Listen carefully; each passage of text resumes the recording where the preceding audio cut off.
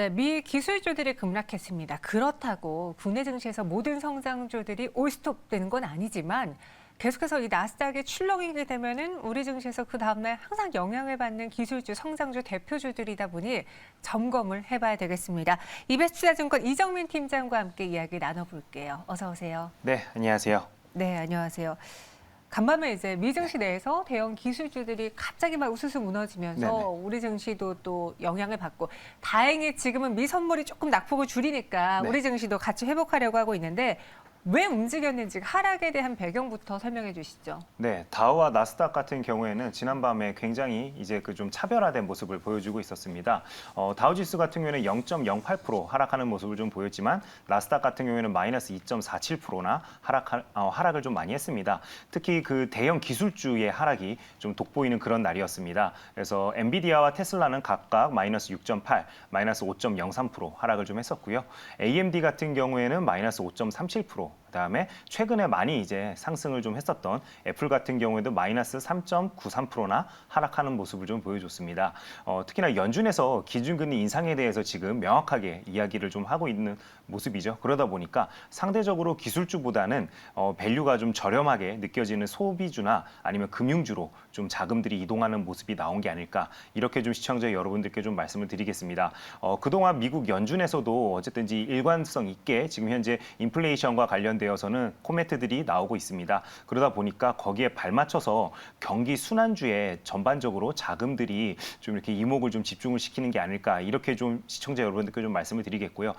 금리 인상 시기에 가장 이제 어떻게 보면 수혜주로 많이들 알고 계신 부분이 바로 금융주죠. 금융주 안에서도 바로 은행주들이 미국도 그렇고 우리나라도 그렇고 굉장히 좀 좋은 흐름이 나오고 있습니다. 간밤에 미국 같은 경우에는 뱅크 오브 아메리카가 2.4% 상승하는 모습이 나왔고요. 국내 같은 경우에는 오늘 장만 놓고 보더라도 KB금융이 2.6%대 상승하는 모습이 좀 나와주고 있습니다. 근데 이 지난 이제 12월 들어서 우리나라 증시와 미국 증시를 좀 비교를 해본다라면은 약간의 좀 차별화되는 모습이 나오고 있습니다. 그동안 미국 증시가 강할 동안에 우리나라는 전혀 이제 그 커플링되어서 오르는 모습을 보여주지 못했죠. 그러다 보니까 간밤에 미국 증시, 특히나 나스닥 증시가 많이 하락한 날 같은 경우에는 국내 증시가 장 초반에만 이제 개파락으로 시작을 하면서 똑같이 이제 따라 움직이는 모습을 보이지만 장중에는 이제 견조하게 다지면서 다시 올라오는 모습을 좀 보여주고 있습니다. 그러다 보니까 코스닥도 나스닥 대비해서는 상대적으로는 굉장히 좀 잘 버티고 있는 모습을 보여주고 있다.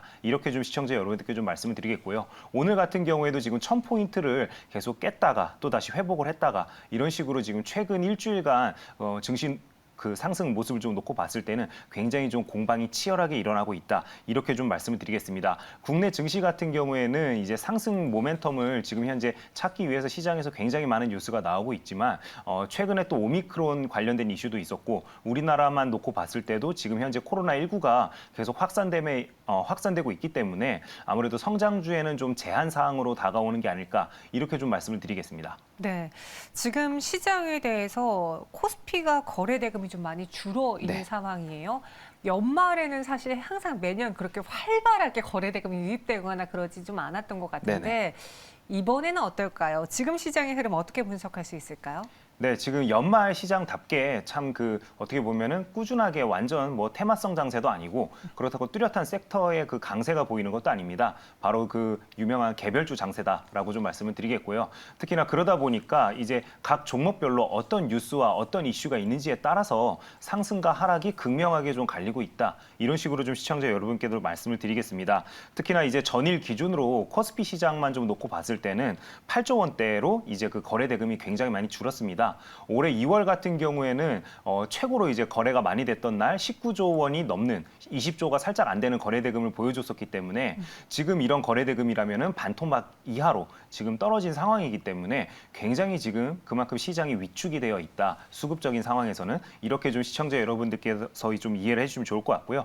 그만큼 시장 참여자들이 시장에 대해서 지금 현재 안 좋게 보던가 또는 관망하고 있는 추세가 이어지고 있다라고 보셔야 될 것 같습니다. 그래서 이런 장세에서 대해서는 뉴스 매매나 또는 그날 시황에 맞는 시황 매매를 잘하는 데이 트레이더가 아니라면은 차라리 시장을 그냥 관망하거나 떠나 있는 게 차라리 조금 더 내 예수금을 지키는 데는 현명한 방법이 아닐까 이렇게 좀 생각이 되고요. 그다음에 시청자 여러분들께서도 꼭 알고 계실 게 크리스마스 이제 어떻게 보면 랠리를 기대를 여전히 하시는 분들이 간혹 있으시더라고요. 그래서 그런 랠리를 기대하고 내가 이렇게 비중을 높여서 매매하기보다는 이렇게 이제 그 거래 대금이 줄어들었을 때는 거기에 발맞춰서 내가 매수하는 금액도 줄여야지만 시장에서 오래 살아남을 수 있다. 이렇게 좀 말씀을 드리겠습니다. 네, 그럼 이 성장주를 옥석 가리기를 해볼 때 무엇을 봐야 되는지 제가 또 사전에 우리 채팅방의 시청자분들에게 어떤 성장주를 주로 보세요라고 여쭤봤더니 엔터, 게임주 주목하고 계신 분들 많고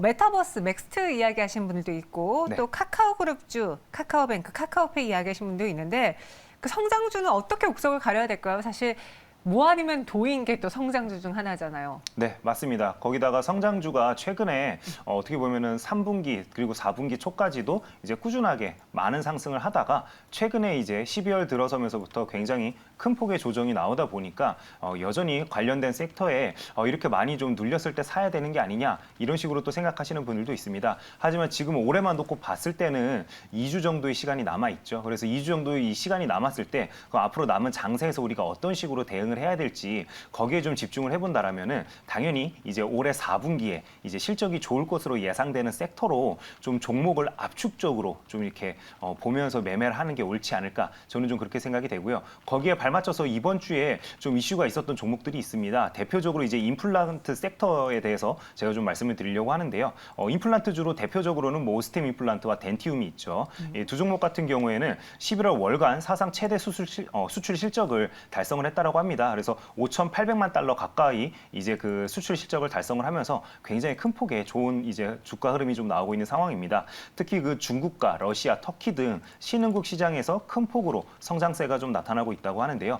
우리나라 같은 경우에는 임플란트 업종이 1년에 연 한 4% 정도 이제 그 커지고 있다고 합니다. 하지만 그 중국 시장만 놓고 보더라도 여전히 20%대 상승을 하고 있기 때문에 굉장히 해외에서 이제 수출 실적이 잘 나올 수 있는 대외 환경이 조성된 게 아닐까 이렇게 좀 말씀을 드리겠습니다. 아무래도 코로나가 터지고 나서 여전히 해외여행을 가고 싶지만 못 가는 분들이 훨씬 많죠. 이제 그런 분들이 가장 많이 투자하는 게 바로 자신에게 투자하는 게 이제 또 하나의 그 트렌드로 자리 잡은 게 이미 오래되었습니다. 그러다 보니까 뷰티 쪽이나 이렇게 의료 미용 쪽 또는 이제 의료기기 쪽으로 워낙 이제 그 수요가 폭발적으로 늘어나고 있다 보니까 거기에 발맞춰서 임플란트 섹터도 이런 식으로 수출 실적이 잘 나오면서 주가도 꾸준하게 우상향을 하고 있는 게 아닐까 이렇게 좀 말씀을 드리겠고요. 또 한 가지 종목으로는 제가 TK 케미칼에 대해서 좀 말씀을 드리겠습니다. 네. 그 보틀용 펫칩 가격이 연초 대비해서 40%나 이제 인상이 되었다고 합니다. 그래서 지금 현재 1,040달러대에 거래가 되고 있는 것으로 알려지고 있는데요. TK 케미칼의 전체 매출에서 이제 그 펫칩이 차지하는 비중이 자그마치 40% 이상이나 됩니다. 그렇기 때문에 이런 식으로 펫칩 가격이 상승을 한다라면은 당연히 TK 케미칼에게는 이제 좋은 우호적인 시장 상황이 될 수밖에 없겠죠. 그렇기 때문에 TK 케미칼도 최근 이번 주 특히나 그 이제 주가 상승이 굉장히 잘 나오고 있는 상황입니다. 그래서 또한 그 동사 같은 경우에는 자회사로 SM 상선을 보유를 하고 있죠. 그동안 이제 그 해상 운임과 관련되어서는 피크아웃 논란이 굉장히 많았습니다. 피크아웃 논란이라고 하면 또 우리 그 시청자 여러분들께서 올해 워낙 그 선반영 이런 단어를 쓰면서 그 대형주들이 굉장히 눌리는 모습을 좀 많이 보셨기 때문에 굉장히 좀 싫어하는 단어라고 저도 많이 알고 있는데요.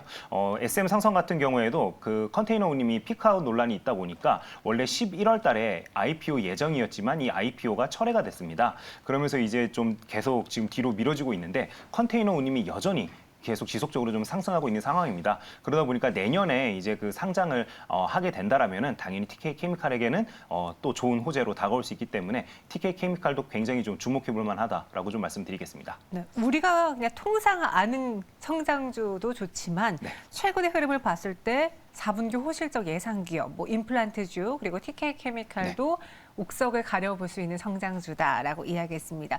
그럼 여기서 우리가 이야기하지 않은 또 국내 증시에서 대표적인 성장주 네이버 카카오를 빼놓아서는 안 될 텐데 카카오의 주가가 규제의 발목이 잡힌 이후로 계속 힘을 못 내고 있는 상황이거든요.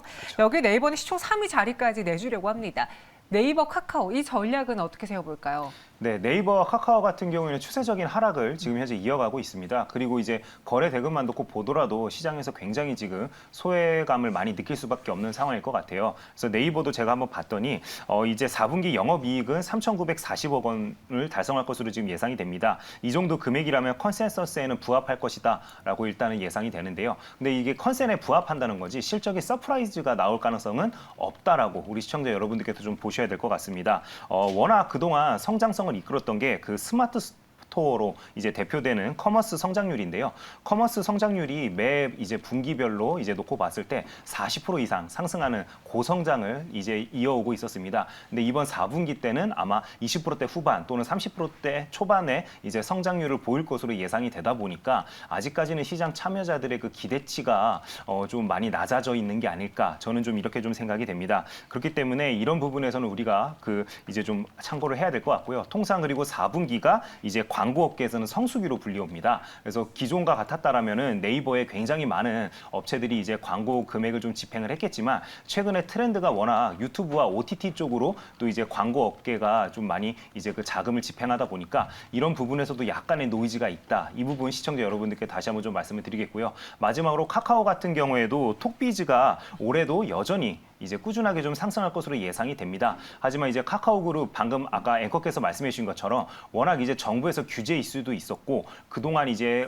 상처받은 투자자분들께서 다른 이제 섹터로 아예 이동을 하시다 보니까 관련된 이제 종목으로 아예 지금 현재 눈길을 안 주고 있는 상황입니다. 그러다 보니까 실제로는 4분기 실적도 굉장히 잘 나올 것으로 예상이 되지만 그만큼의 수급 상황은 이제 악화가 되어 있다. 이렇게 좀 이해를 해주면 될 것 같습니다. 네. 카카오의 경우에도 좋은 건 아는데 이 좋은 게 이미 다 주가에 반영이 됐고 그 이후에 하락 추세 속에 이를 되돌릴 만한 모멘텀이 아직 나오지 않다는 게 새로운 이슈가 없다는 게 걸림돌이 되는 것 같습니다. 저희 을님이 또 글을 이렇게 올려주셨어요. 성장주 추천해 주실 줄 알았는데 화학주, 임플란트주라 실망스럽습니다 라고 했는데 네. 사실 이분이 보고 있었던 거는 게임과 엔터 성장 쪽이었거든요. 네. 오늘 이정미 팀장님도 성장주 내에서 게임을 가장 탑픽으로 갖고 오셨어요. 네, 맞습니다. 제가 지난 9월 달에도 한번 시청자 여러분들께 추천을 네. 드렸던 기억이 있는데요. 제가 시청자 여러분들께 추천드리고 싶은 게임주 중에서도 가장 탑픽 종목은 바로 위메이드입니다.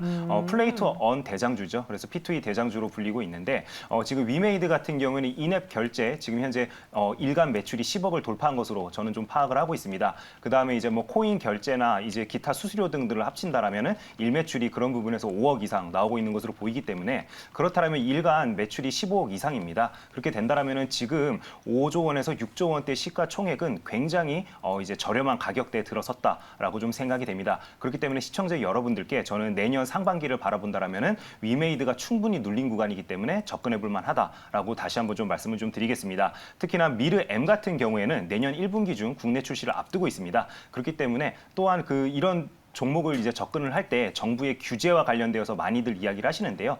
애초에 P2E라는 서비스 자체가 국내 고객들을 상대로 하는 서비스가 아닙니다. 그래서 위메이드 같은 경우에도 애초에 해외 고객들, 해외 유저들을 상대로 서비스를 했기 때문에 이런 노이즈에서는 다소 과한 감이 있다라고 저는 좀 판단을 하고 있습니다. 그렇기 때문에 시청자 여러분들께서도 충분히 같이 좀 공부를 해본다라면은 지금 61선 부근이죠. 15만 원 부근에서는 충분히 좀 접근해 볼 만한 가격대가 아닐까 저는 좀 이렇게 생각이 되고요. 목표 가격은 25만 원까지 한번 좀 바라보도록 하겠습니다. 손절 라인은 13만 원을 이탈하게 된다라면 손절로 대응 부탁드리겠습니다. 네, 알겠습니다.